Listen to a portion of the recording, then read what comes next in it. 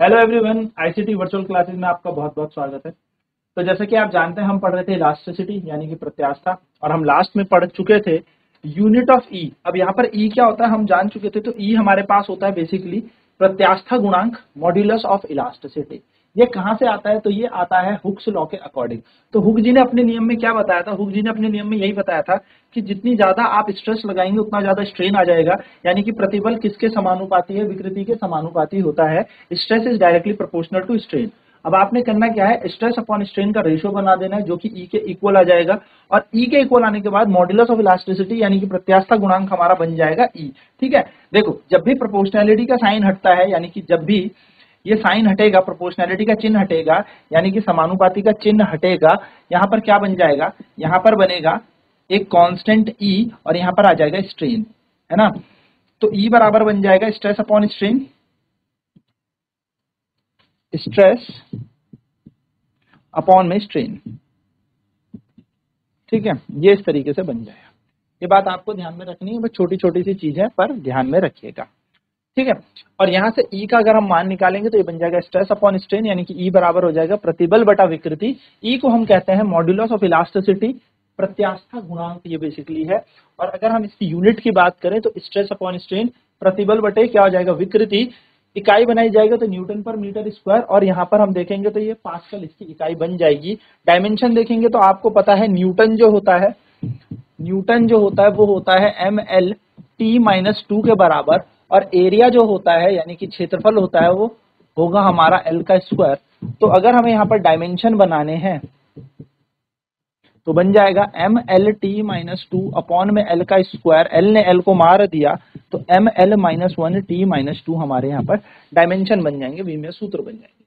चलिए फटाफट से इसे नोट करेंगे, फिर बढ़ेंगे हम आगे की तरफ। तो क्या बोला था हुक ने?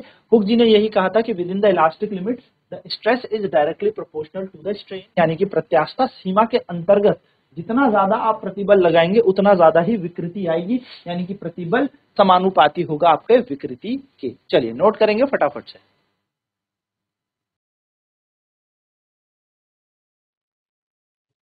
तो अगर हम बात करें आगे, तो stress is directly proportional to strain, यानी कि प्रतिबल विकृति के समानुपाती है। तो आपको पता है जब भी समानुपाती का चिन्ह हटेगा तो प्रतिबल बराबर बन जाएगा ई गुणा विकृति, है ना, ई गुणा विकृति।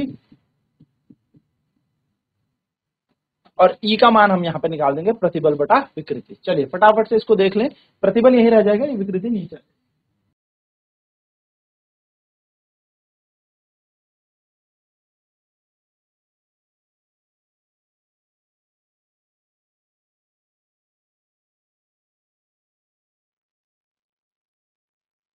तो यहां से अगर हम ई का मान निकालेंगे तो निकलेगा स्ट्रेस अपॉन स्ट्रेन, यानी कि प्रतिबल बटे विकृति। तो ई का यह मतलब होता है यहाँ पर मॉड्यूलस ऑफ इलास्टिसिटी, यानी कि प्रत्यास्था गुणांक।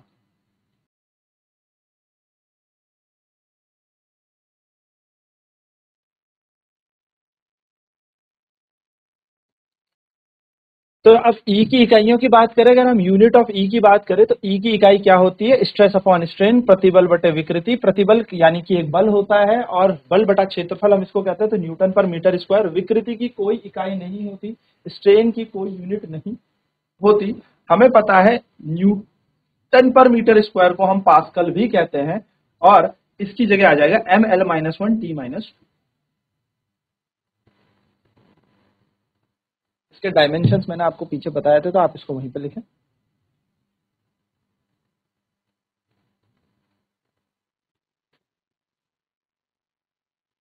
विमीय सूत्रों की बात करें तो एक न्यूटन होता है हमारा mL/T-2, और एरिया जो होता है यानी कि जो क्षेत्रफल होता है वो 1 मीटर होता है, जिसके लिए आ जाएगा L स्क्वायर। तो डायमेंशन क्या बन जाएंगे इसके?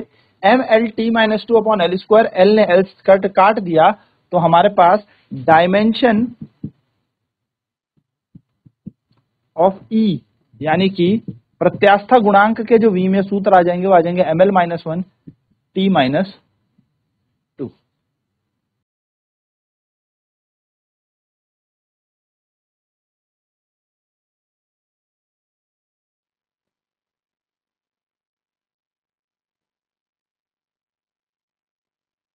तो ये थी बेसिकली इलास्टिसिटी की बेसिक सी चीजें। अब अगली क्लास में हम लोग यंग मॉडुलस के बारे में जानेंगे कि यंग प्रत्यास्थता गुणांक क्या होता है। तो आज की क्लास में इतना ही। आईसीटी वर्चुअल क्लासेस में जुड़ने के लिए धन्यवाद। आपका दिन शुभ हो।